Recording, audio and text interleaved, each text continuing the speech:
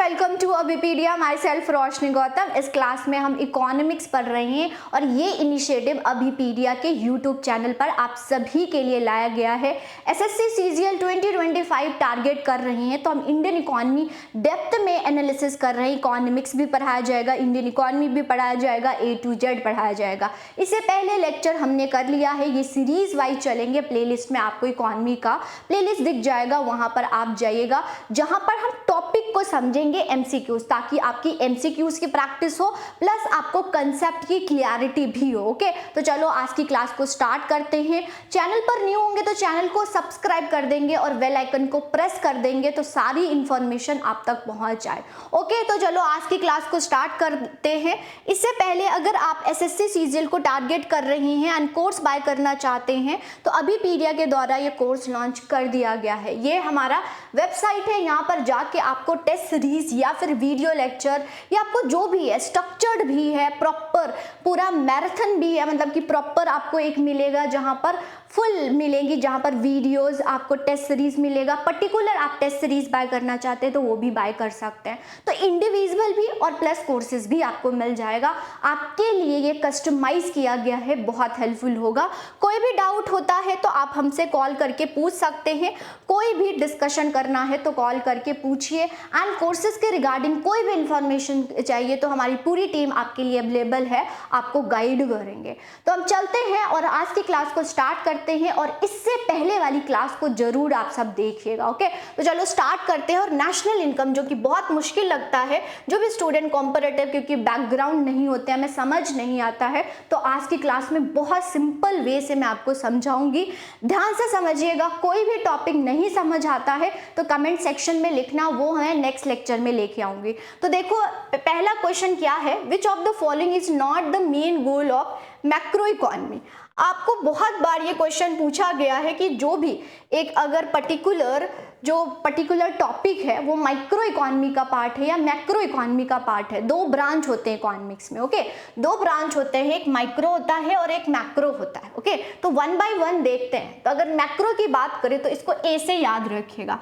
ए मतलब होता है एग्रीगेट, एग्रीगेट मतलब होता है टोटल। अगर टोटल की बात करें, एग्रीगेट की बात करें तो इसका मतलब होता है as a whole, as a whole. जब हम कोई भी इकोनॉमिक वेरिएबल को एज अ होल स्टडी कर रहे हैं तो मैक्रो इकोनॉमी होगा। आपको पता होना चाहिए कि कौन सा वेरिएबल मैक्रो इकोनॉमी का पार्ट है, कौन सा वेरिएबल माइक्रो इकोनॉमिक्स का पार्ट है।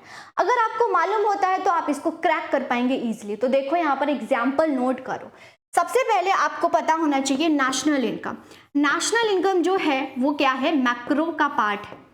नेशनल इनकम हो गया, ओके, हो गया इन्फ्लेशन, हो गया इन्फ्लेशन, हो गया इन्फ्लेशन, अनएम्प्लॉयमेंट हो गया, अनएम्प्लॉयमेंट हो गया, fiscal policy, fiscal policy, monetary policy, ये ओके जो भी ये सारी पॉलिसीज है, इनकम है या गवर्नमेंट के द्वारा कोई भी पॉलिसी लिया जाता है वो एज अ होल अप्लाई किया जाता है, ना कि मैक्रो लेवल पर, मतलब छोटे लेवल पर नहीं किया जाता है। अब कोई भी पॉलिसीज लाएगा तो एक सेक्टर के लिए थोड़ा लाएंगे सरकार, पूरे एज अ होल के लिए लेके जाती हैं, तो इसी को हम बोलते हैं मैक्रो इकोनॉमी। तो कॉम्पिटिटिव एग्जाम में ऑलवेज मैक्रो इकोनॉमी का सिलेबस होता है, माइक्रो का बहुत रेयर ही देखने को हमें मिलता है, क्योंकि जो भी आप गवर्नमेंट एम्प्लॉयज बनोगे तो कल को आप as a whole policies and program बनाओगे, ना कि माइक्रो लेवल। ओके, तो ये है। तो एक बार पढ़ लेते हैं। ये ब्रांच ऑफ इकोनॉमी है जो कि एज अ होल स्टडी करते हैं। इसमें क्या क्या पढ़ते हैं, inflation, unemployment, overall economy growth की बात करते हैं। ब्रॉड इशू पर हम फोकस करते हैं, एंटायर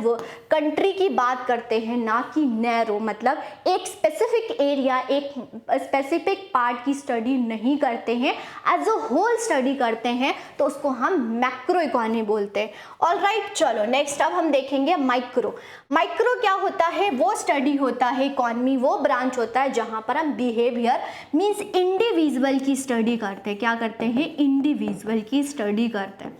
राइट, समझ आया, इंडिविजुअल की स्टडी करते हैं, एज अ होल ना हो के हम एक पर्टिकुलर सेक्शन ऑफ सोसाइटी की स्टडी करते हैं। जैसे कि बोलोगे मैम क्या, एक की डिमांड, ओके, एक ही आपकी पर्सन की डिमांड, ओके, एक ही पर्सन की डिमांड, एक ही पर्सन की सप्लाई की स्टडी करते हैं तो क्या होगा, माइक्रो। तो लॉ ऑफ डिमांड हम पढ़ते हैं, लॉ ऑफ डिमांड पढ़ते हैं, लॉ ऑफ डिमांड पढ़ते हैं, लॉ ऑफ सप्लाई पढ़ते हैं, लॉ ऑफ सप्लाई पढ़ते हैं, लॉ ऑफ डिमांड पढ़ते हैं, ओके। फिर इलास्टिसिटी पढ़ते हैं, इलास्टिसिटी पढ़ते हैं, कंज्यूमर एज अ होल भी लिख के आ जाएगा, कंज्यूमर बिहेवियर होता है, प्रोड्यूसर बिहेवियर मतलब जिसमें हम प्रोडक्शन के बारे में, कॉस्ट के बारे में पढ़ते हैं, okay. Very important market structure के बारे में पढ़ते हैं, ओके। इन सभी की ब्रांच की स्टडी करते हैं, वो होता है माइक्रो इकोनॉमी, जैसे कि कंज्यूमर, फर्म हो गया, वर्कर हो गया, लॉ ऑफ डिमांड, एक पर्टिकुलर पर्सन की डिमांड को हम माइक्रो इकोनॉमी, वहीं पर टोटल डिमांड या एग्रीगेट डिमांड की बात करें तो वो क्या हो जाएगा, मैक्रो इकोनॉमी। और ओके स्टूडेंट, तो ये सारे आपको वेरिएबल याद रखना है और कुछ नहीं। तो चलो अब हम क्वेश्चन को अटेम्प्ट करते हैं और इसका आंसर ट्राई करना खुद से देने की, ओके। तो क्या होगा, बोला गया है main goal of macro economy नहीं है, नॉट पूछा है। इंडिविजुअल आ गया, तो इंडिविजुअल क्या क्या है, माइक्रो इकोनॉमी। अभी मैंने आपको बताया क्या होता है, मैक्रो होता है। लो इन्फ्लेशन इकोनॉमी, ग्रोथ और अनएम्प्लॉयमेंट, ये क्या होता है, मैक्रो इकोनॉमी होती है, राइट, ये है। चलो अब हम नेक्स्ट देखते हैं, नेक्स्ट क्वेश्चन पर मूव करते हैं। नेक्स्ट क्या है, those goods which satisfy human wants directly, उसको क्या बोला जाता है। अगर कोई ऐसा गुड्स है जहां पर हम खा के हमें सेटिस्फेक्शन मिलता है, एक वाव वाली फीलिंग आती है, उसको हम क्या बोलते हैं, कौन सा गुड्स होता है, वो इंटरमीडिएट होता है, कंज्यूमर होता है, कैपिटल होता है और नन ऑफ दीज। अब ये सारे गुड्स के बारे में हमें नॉलेज होना चाहिए, तो चलो वन बाय वन हम स्टडी करते हैं। गुड्स की बात करें तो गुड्स वो होता है जो कि विजिबल इन नेचर होता है, ये पता होना चाहिए, बीओपी में हम पढ़ेंगे। विजिबल और टेंजिबल इन नेचर होता है, जिसको आप टच कर सकते हो। वो इंटरमीडिएट गुड्स होता है और वो फाइनल गुड्स होता है। इंटरमीडिएट जो कि रेडी टू कंज्यूम नहीं है, फैक्ट्री गेट पर नहीं आया, तो वो हो गया इंटरमीडिएट। जैसे कि गेहूं या वीट की बात करें तो ये इंटरमीडिएट गुड्स होता है। At the same time final goods जो कि रेडी टू कंज्यूम है, फैक्ट्री गेट पर आ चुका है, वो खाने लायक हो चुका है, तो उसको हम फाइनल गुड्स बोलते हैं। वन बाय वन इसकी भी स्टडी करते हैं। तो देखो, सबसे पहले इंटरमीडिएट्स, वो गुड्स होता है जो कि एज अ इनपुट के लिए यूज करते हैं, okay. Goods and services as a input के लिए यूज करते हैं, ओके। ये है, ये फाइनली गेट पर नहीं आया है, रेडी नहीं है फॉर द कंजम्पशन। जैसे वीट हो गया, आपसे पूछा जाएगा wheat is a final goods और intermediate goods. Steel final goods या intermediate goods. Cotton final goods या इंटरमीडिएट्स। तो आपको मालूम होना चाहिए कि ये इंटरमीडिएट है, ये अभी रेडी टू कंज्यूम नहीं है, रेडी नहीं है, फैक्ट्री गेट पर नहीं आ चुका है, तो इसको हम नहीं खा सकते। बहुत इंपॉर्टेंट बात ये स्टूडेंट कि ये नेशनल इनकम में इंक्लूड नहीं होता है। जब नेशनल इनकम या जीडीपी की कैलकुलेशन करते हैं तो इंटरमीडिएट गुड्स नहीं इंक्लूड होता है। अब बोलोगे मैम क्यों नहीं होता है, अगर हम करेंगे तो इसमें प्रॉब्लम हो जाती है डबल काउंटिंग की, डबल काउंटिंग की प्रॉब्लम हो जाती है, इसीलिए इंटरमीडिएट गुड्स को हम एड ऑन नहीं करते, ओके।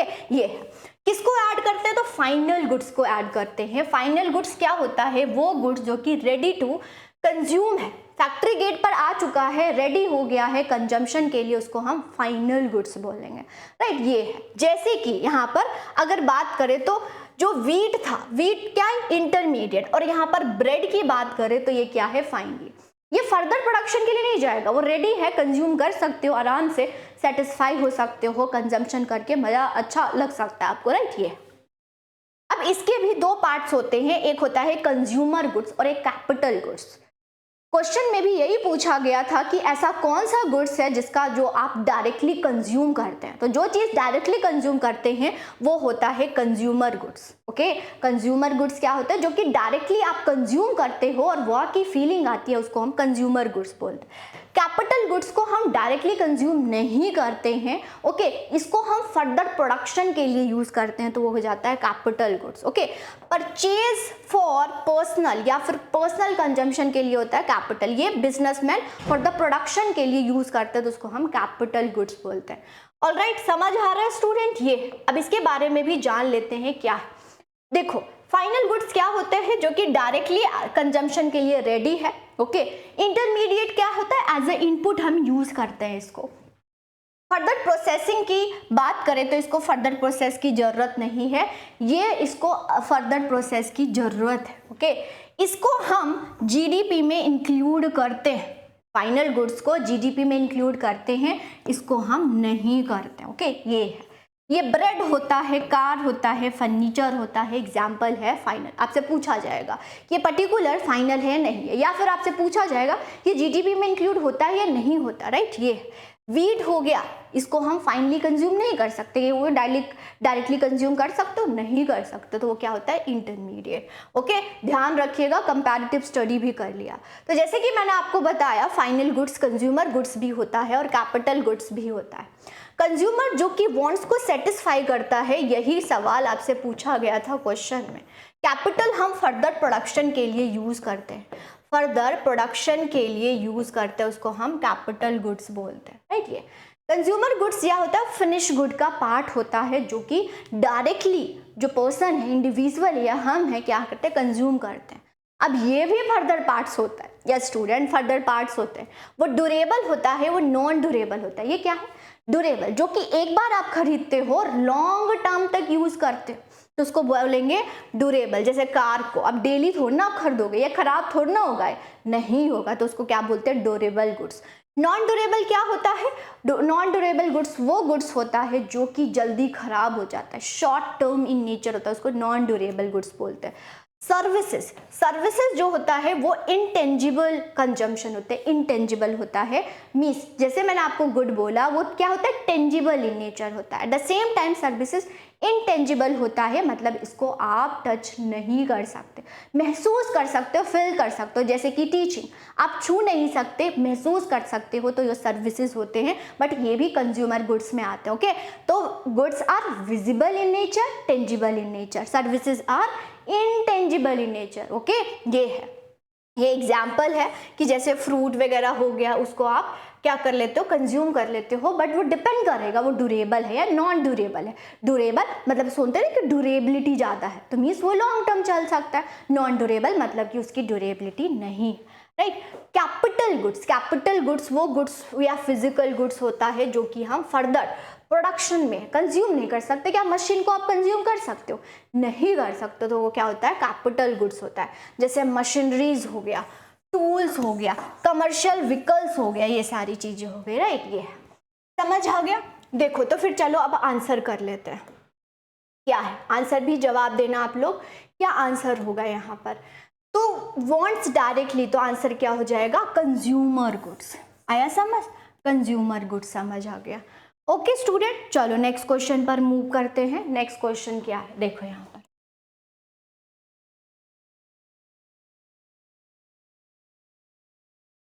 ओके नेक्स्ट क्वेश्चन करेंगे, इकोनॉमी एजेंट।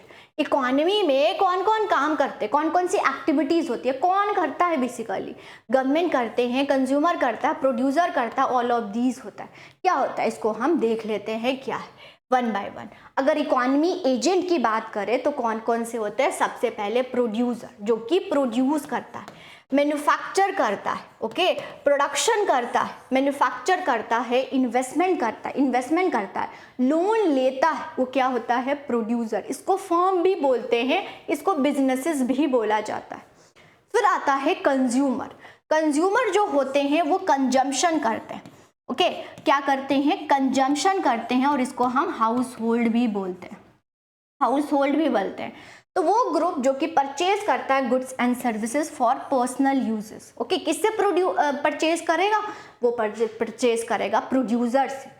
अब प्रोड्यूसर क्या होता है स्टूडेंट, वो प्रॉफिट मोटिव के लिए काम करता है, ये प्रॉफिट मोटिव के लिए काम करता है, ये मुझे अपना प्रॉफिट चाहिए, ओके, ये है। लेकिन जो हमारा गवर्नमेंट है वो क्या है, वेलफेयर के लिए काम करते हैं। अगर वेलफेयर के लिए काम नहीं कोई करेगा तो रिच और पुअर में कोई जो गैप है या पुअर लोगों को कौन देखेगा, तो गवर्नमेंट करते हैं। तो ये सारे कौन होते हैं, इकोनॉमी एजेंट, जो कि इकोनॉमी एक्टिविटीज करते हैं, ओके। इकोनॉमी में जितने भी रिसोर्सेज कोई बना रहा है तो कोई कंज्यूम कर रहा है, सिर्फ बनाने से काम नहीं चलेगा, सिर्फ कंज्यूम करने से काम नहीं चलना, सबका क्या होना चाहिए, इक्विलिब्रियम लेवल होनी चाहिए, ओके, ये है। तो ये आंसर क्या हो जाएगा, अब समझ आ गया, ऑल ऑफ दिस आंसर हो जाएगा। आ रहा है समझ, ओके। चलो अब नेक्स्ट क्वेश्चन पर मूव करते हैं। नेक्स्ट है which of the following lead to be unexpected obsolescence. Obsolescence का मतलब होता है जिसकी वैल्यू कम हो रही, ऑब्सिलेंस वैल्यू कम हो रही। कोई चीज़ आपने 10 रुपए की या 100 रुपीज़ की बाय करी और उसको बेचने के लिए गए, बाय किया 100 रुपए की और बेचने गए तो 80 रुपए की बिकी, ठीक है, तो 20 रुपीज़ का क्या हो गया, वैल्यू कम हो गया। क्या हो गया, वैल्यू कम हो गया, तो उसको हम क्या बोलेंगे, ऑब्सिलेंस हो रहा है। ये चेंज इन डिमांड होता है वो नेचुरल क्लैमिटीज की वजह से होता है, चेंज इन टेक्नोलॉजी। ये क्या है, अनएक्सपेक्टेड ऑब्सिलेंस है, और एक होता है एक्सपेक्टेड ऑब्सिलेंस। एक तो पता होता है कि ऑब्सिलेंस हो रहा है, एक होता है नहीं पता है। ओके, ये अब ये क्या होता है, चलो इसको भी देख लेते हैं। डेप्रिसिएशन, डेप्रिसिएशन क्या होता है, जब जो कैपिटल गुड्स, याद रखिएगा, कैपिटल गुड्स की वैल्यू कम होती है, गुड्स की वैल्यू कम होती है, वैल्यू कम होती है, तो यहाँ पर gradual reduction in the value of tangible asset, उसको क्या बोलते हैं, डेप्रिसिएशन। ओके, जैसे फिजिकल एसेट हो गया, जैसे कि मशीनरी हो गया, बिल्डिंग हो गया, व्हीकल्स हो गए, सबकी क्या हो गई, ये कैपिटल, इसकी वैल्यू कम हो गई। अगर हम कोई भी मशीनरीज 1 लाख की खरीदते हैं तो अगर बेचने जाओगे तो 1 लाख की तो नहीं बिकेगी, मीन्स उसकी वैल्यू कम हो गई। तो होता ये है स्टूडेंट कि प्रोड्यूसर वो क्या करता है, जो उसने खरीदा है उसको पहले ही कि हाँ कमिंग फाइनेंशियल ईयर में मेरी जो ये गुड है उसकी वैल्यू कम होगी, तो पहले ही रिजर्व करके रख लेता है, इसको रिजर्व फंड बोलते हैं, रिजर्व फंड, ठीक है, रिजर्व में रख लेता है, रिजर्व फंड में रखता है और उसी से वो कर लेता है वियर एंड टियर। मान लो कि खराब हो गया, ठीक है, खराब हो गया तो उसको रिपेयर किया तो उसको बोलेंगे डेप्रिसिएशन, डेप्रिसिएशन हो गया है ना, डिक्रीज हो रही है, ऐसे याद रखना। रेगुलर यूज की वजह से हो सकता है, या उसकी उस एसेट की एज हो गई है, ज़्यादा समय होगा तो वैल्यू कम होगी, टेक्नोलॉजिकल एडवांसमेंट हो गया उसकी वजह से भी होगा, तो ये क्या होती है, डेप्रिसिएशन होता है, जो कि एक्सपेक्टेड होता है, याद रखिए। क्योंकि यहाँ पर क्या बताया मैंने, प्रोड्यूसर को पता होता है कि कमिंग फाइनेंशियल ईयर में मेरे गुड्स की इतनी वैल्यू कम होगी, पता होता है। ओके, तो इसको डेप्रिसिएशन बोलते हैं। फिर आता है capital loss. Capital loss unexpected होता है। ये क्या है मैम, कि मान लो कि कोई भी हम प्रोड्यूसर हैं, कोई फर्म है, उनका अनएक्सपेक्टेड लॉस हो गया, कोविड-19 पता होना था, एकदम से आ गया, कोई प्रिपेयर नहीं था। तो ऐसी सिचुएशन बिजनेस में जबकि प्रिपेयर्ड नहीं होते हैं, अनएक्सपेक्टेड होता है, उसको हम बोलते हैं कैपिटल लॉस हो गया। या तो आग लग गया, या फायर लग गया, या फिर अगर हम देखें तो कोई नेचुरल क्लैमिटीज आ गई, तो ये सारी होती है, तो इसको क्या बोलेंगे, अनएक्सपेक्टेड। तो मैंने आपको बताया कि पहले हम अगर हम देखें तो डेप्रिसिएशन वो क्या होता है, एक्सपेक्टेड होता है। तो रिजर्व फंड हम रखते हैं, तो कैपिटल लॉस में क्या करते हैं, इंश्योरेंस बाय कर लेते हैं, क्या करते हैं, इंश्योरेंस, राइट। तो कैपिटल लॉस क्या होता है, सेलिंग प्राइस ऑफ एसेट क्या हो जाती है, बेसिकली एक अनएक्सपेक्टेड सिचुएशन, इकोनॉमी में ऐसी सिचुएशन होती है तो जिससे वैल्यू कम हो जाती है। ये फाइनेंशियल लॉस मतलब कि मान लो स्टॉक में भी तो हो सकता है, एकदम से प्राइस डाउन हो गया, पता नहीं था कि डाउन हो, वो भी अनएक्सपेक्टेड है ना, तो उसमें भी कैपिटल लॉस होगा। तो ये क्या हो गया, स्टॉक हो गया, बॉन्ड हो गया, रियल एस्टेट, इन सभी की फाइनल एसेट रिडक्शन होती है, और सम टाइम फिजिकल एसेट का भी हो जाता है। अब ये किन वजह से होता है, ध्यान रखिएगा, ये क्या है, वहां पर क्या हो रहा था, या तो एज हो रही थी या वियर एंड टियर हो रहा था। यहाँ पर market fluctuation, demand and supply की वजह से, इकोनॉमी डाउन चल गई, कोई भी क्लैमिटीज आ गई, पॉलिसी चेंज हो गई, अनएक्सपेक्टेड है, नेचुरल क्लैमिटीज आ गई, एकदम से कोविड-19 पता थोड़ा था क्या हो गया, ठीक है, सारी वैल्यू कम होगी, तो क्या हो जाएगा, कैपिटल लॉस। तो इसको इंश्योरेंस से बियर करता है प्रोड्यूसर। आ रहा है समझ। तो आपसे अनएक्सपेक्टेड अभी पढ़ाया, कैपिटल लॉस होता है, तो क्या होगा, वो हो जाएगी natural calamities. Okay, natural calamity, that is B answer. Clear है। चलो नेक्स्ट क्वेश्चन पर मूव करते हैं। ये है, which of the following is not a flow variable, कौन इसमें से फ्लो वेरिएबल नहीं है। तो इकोनॉमी में वेरिएबल्स पढ़ते हैं स्टूडेंट, एक होता है स्टॉक, एक होता है फ्लो। अब इसको हम देखने से पहले हम फ्लो और स्टॉक पढ़ लेते हैं क्या होता है। स्टॉक अगर हम देखें तो वो होता है जो कि स्टॉक मतलब एट अ पीरियड, जैसे कि मान लो कि पानी की फ्लो हो रही है तो फ्लो है, अगर पानी रखा है किसी चीज में तो क्या है, स्टॉक है। तो represent the quantity at a specific point of time, very important, देखिएगा specific specific point of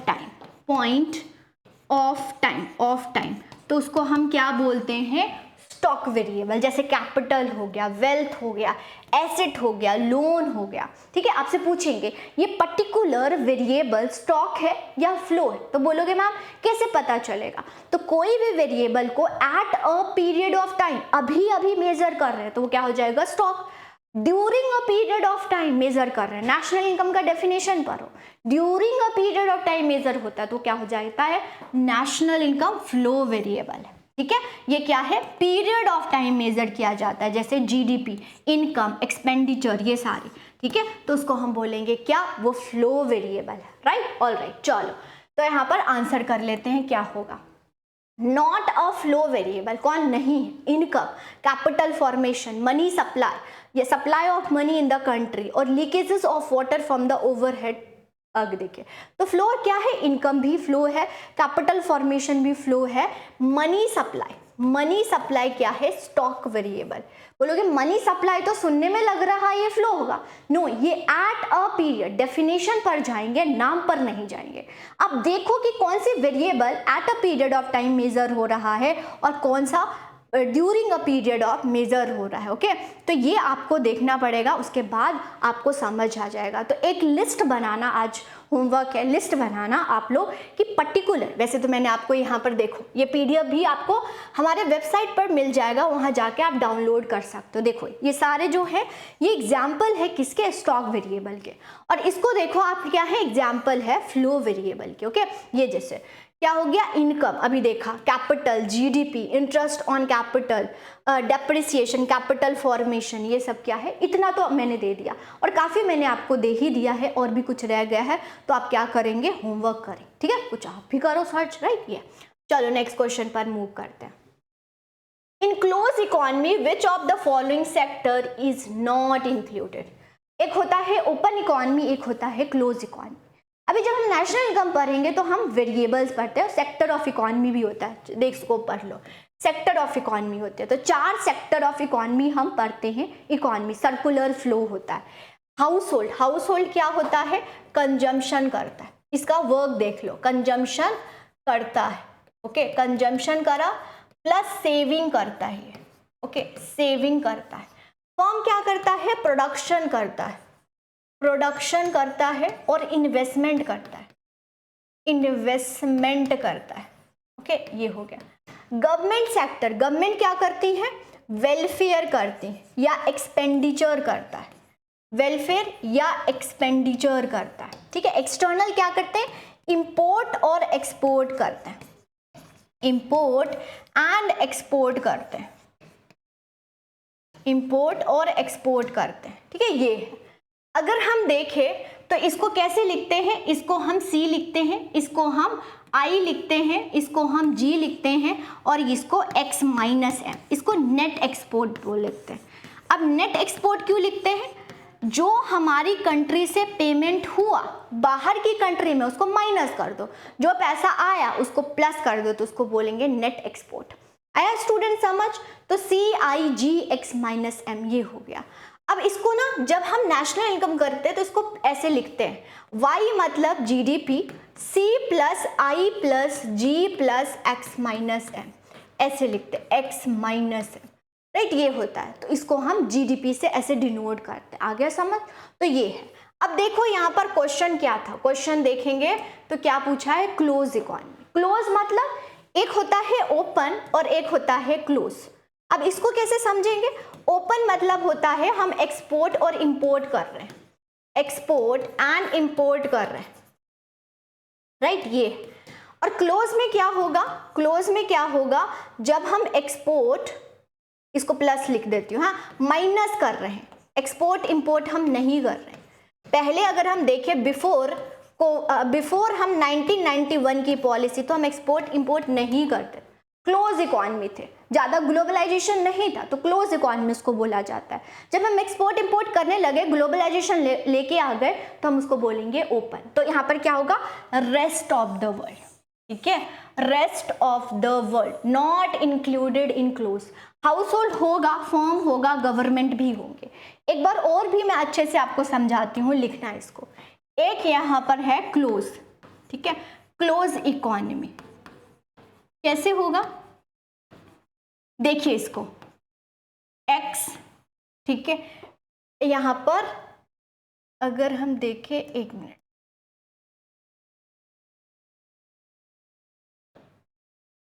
okay,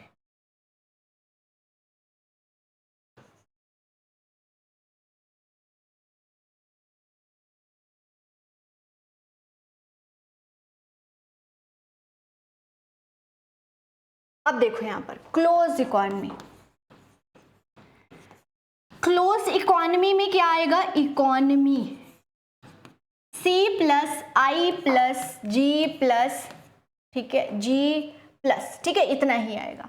वही ओपन इकोनॉमी क्या हो जाएगी स्टूडेंट, ओपन इकोनॉमी क्या हो जाएगी, C प्लस आई प्लस जी प्लस एक्स माइनस, इसको ब्रैकेट में हम लिखते हैं, तो ये ओपन है जब हम इकोनॉमी में ट्रेडिंग कर रहे हैं, राइट, समझ आया, तो इसको हम क्लोज और इसको हम ओपन बोलेंगे। तो रेस्ट ऑफ द वर्ल्ड क्या होगा, क्लोज में इंक्लूड नहीं होता, आंसर आ गया, क्लियर है। चलिए एक और चीज मैं आपको समझाती हूँ, ये सर्कुलर फ्लो होता है। अब बोलेंगे कि हम मनी पेमेंट कर रहे हैं, किसको कर रहे हैं, क्या हाउस होल्ड से फर्म को जा रहा है या फर्म को हाउस होल्ड के दौर जा रहा है, तो ये सर्कुलर फ्लो एक सीक्वेंस में चलता है, ठीक है। कैसे, अगर हम देखें तो हाउस होल्ड लेबर और पेमेंट करता है, पेमेंट कैसे करता है, जब गुड्स एंड सर्विसेज फर्म से खरीदता है।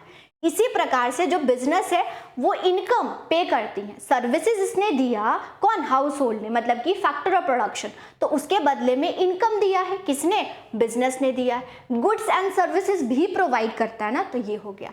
तो पेमेंट या लेबर, लेबर मतलब फैक्टर ऑफ, जैसे लेबर कर लिया प्रोडक्शन के लिए, तो ये हो गया। एट द सेम टाइम जो बिजनेस है वो क्या, टैक्स पे करती हैं, गुड्स एंड सर्विस टैक्स पे करती है, किसको, गवर्नमेंट को।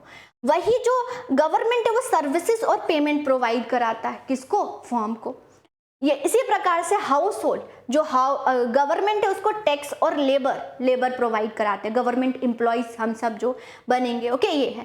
फिर उसके बाद सर्विसेज प्रोवाइड कराता है और इनकम भी पे करता है, सरकार आपको पैसा देती है, इनकम देती है, तो ये हो गया।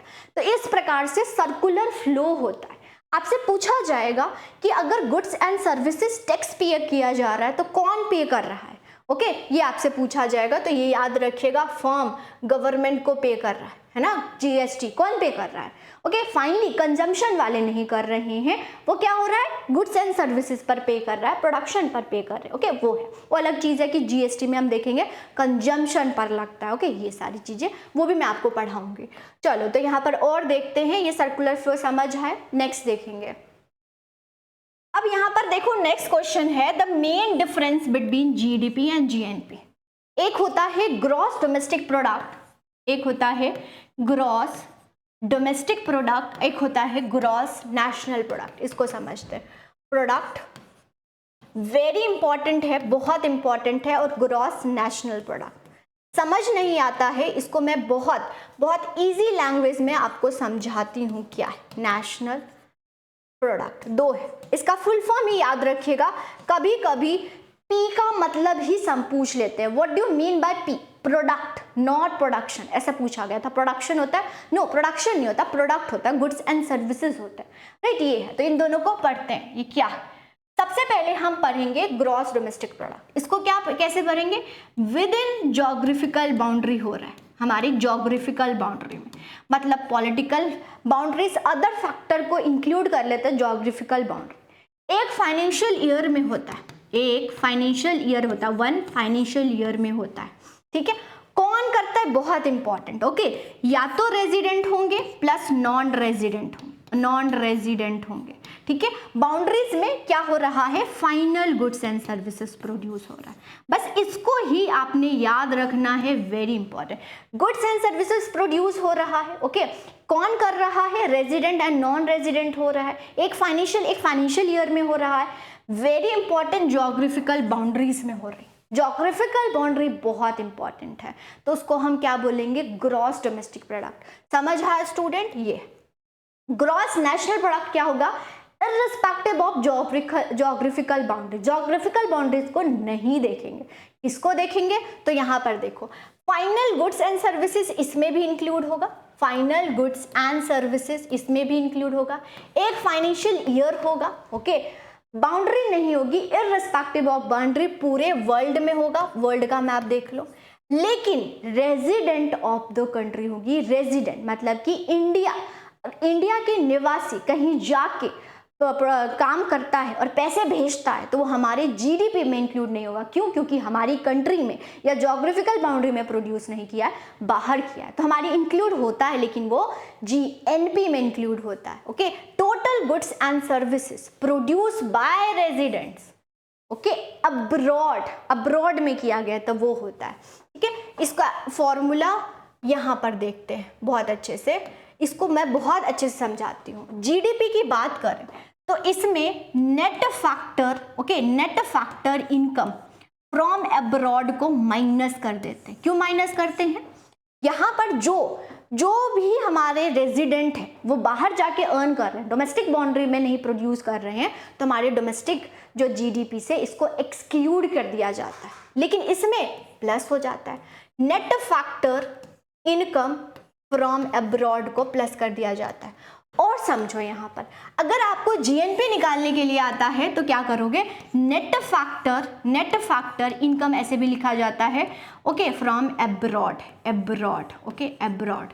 इसमें क्या कर देंगे? माइनस कर देंगे, minus net factor income from abroad, income from abroad को क्या कर देंगे? माइनस। डोमेस्टिक में से माइनस हो जाता है और नेशनल में प्लस कर देंगे नेट फैक्टर इनकम। थोड़ा सा और कंपैरेटिव स्टडी करते हैं और भी बेहतर आपको समझ आएगा। देखो, goods and services produce with in the country, क्या होता है? जीडीपी। ये होता है goods and services by Nations residents produce करेंगे। कहाँ हो रहा है मायने नहीं है, लेकिन रेजिडेंट होने चाहिए। ये डोमेस्टिक प्रोडक्शन को इंक्लूड करता है, ये नेशनल प्रोडक्शन को इंक्लूड करता है, ठीक है। ये फोकस करता है लोकेशन ऑफ द प्रोडक्शन, कहाँ पर प्रोड्यूस हो रहा है, क्या आपकी डोमेस्टिक पर हो रहा है, तो ये फोकस करता है नेशनैलिटी, कहाँ कौन कर रहा है, बेसिकली कौन कर रहा है ये होता है, ठीक है। ये इंक्लूड करता है foreign production in the country, मतलब कि जो बाहर के फॉरेनर है वो हमारी कंट्री में प्रोड्यूस कर रहे हैं तो वो इंक्लूड कर लेगा, लेकिन हमारे रेजिडेंट बाहर जाके प्रोड्यूस कर रहे हैं उसको माइनस कर देगा, ठीक है। ये इंक्लूड करता है national product abroad, residents abroad में कर रहे हैं तो वो इंक्लूड कर लेगा जीएनपी में। इसको एक्सक्लूड करता है इनकम फ्रॉम अब्रॉड, जो हमारे रेजिडेंट्स, अभी मैंने आपको बताया रेजिडेंट्स बाहर कर रहे हैं उसको एक्सक्लूड कर लेंगे आराम से। ये नहीं समझ आएगा तो बस ये याद रखना, जीडीपी में जो हमारे कंट्री के रेजिडेंट बाहर जाके कर रहे हैं उसको एक्सक्लूड कर लेगा, लेकिन अगर फॉरेनर हमारी कंट्री में अर्न कर रहे हैं तो उसको तो इंक्लूड करेगा ना, तो वो चीज़ है। जीएनपी में क्या होगा? जीएनपी में जो फॉरेनर जाके अर्न कर रहे हैं, ओके, फॉरेनर जाके अर्न कर रहे हैं वो इंक्लूड कर लेगा, लेकिन हमारे ही रेजिडेंट में हमारी कंट्रीज में फॉरेनर काम कर रहे हैं उसको माइनस कर देता है, ओके। ये चीज़ क्लियर है स्टूडेंट? थोड़ा सा आप यहाँ पर समझोगे तो समझ आ जाएगा। देखो एक बार और आपको समझा देती हूँ, थोड़ा सा कंफ्यूजन हो जाता है। देखो यहाँ पर आपने क्या याद रखना है, बस इतना ही। देखो यहाँ पर फाइनल गुड्स एंड सर्विसेज ये दोनों में आ जाता है, सर्विसेज या गुड्स, विजिबल या इनविजिबल कुछ भी होना है। Final goods and services, final goods and services होना चाहिए, ओके। ये एक फाइनेंशियल ईयर तो ये भी एक फाइनेंशियल ईयर में चलेगा, ठीक है। यहाँ ज्योग्राफिकल बाउंड्री होनी चाहिए, ज्योग्राफिकल बाउंड्री होना चाहिए पूरे वर्ल्ड में चलेगा, ओके। ये resident plus non resident, resident plus non resident, citizen plus non citizen add होगा, मीन्स ये प्लस करता है, ओके, या फिर सिंपल में याद रखना माइनस करता है net factor income from abroad. आया समझ? माइनस कर देंगे, सिंपल में समझो। इसमें क्या होगा? यहाँ पर सिर्फ रेजिडेंट्स को इंक्लूड करेंगे, प्लस कर देता है net factor income from abroad, okay, abroad. देखो समझ आया? ये ऐसे होता है, ठीक है। तो ये से है, आप कंपैरेटिव स्टडी भी कर सकते हो इसको थोड़ा सा यहाँ पर बोला गया है, सिंपल में मैंने आपको समझाया। ओके तो आज की क्लास में हमने ये सारे क्वेश्चंस कर लिया है, आगे इसको कंटिन्यू हम सेकंड पार्ट में कर लेंगे। राइट, कोई भी डाउट होता है रिगार्डिंग, आपको ये कंफ्यूजन हो गई कि मैम फिर से समझा दो, तो हम आपको फिर से समझा देंगे। कोई भी डाउट होता है, डिस्कशन है, कमेंट सेक्शन में आप लिख सकते हो। ओके, तो नेक्स्ट क्लास में मिलेंगे। या कोई टॉपिक समझना है, वैसे तो हम सीक्वेंस वाइज आपके चलेंगे, जो भी सिलेबस में मेंशन है सारे कंसेप्ट पर एमसीक्यूज आपको मिलेगा, और ऐसे ही कंसेप्चुअल क्लियरिटी भी करेंगे कि इसके एक्सपेक्टेड क्वेश्चन आ जाए। ओके, तो यहाँ पर काफ़ी इकोनॉमिक्स की बात करें तो सिंपल क्वेश्चन आता है, इतना डेप्थ में नहीं आता है। अगर आप आराम से मेरी लेक्चर्स देखते हो या हमारे कोर्सेज को बाय करते हो तो आपके लिए बहुत हेल्पफुल होगा। ओके, नेक्स्ट क्लास में मिलते हैं। जाते जाते चैनल को सब्सक्राइब कर देंगे, बेल आइकन प्रेस कर देंगे। नेक्स्ट क्लास में मिलते हैं। Thank you.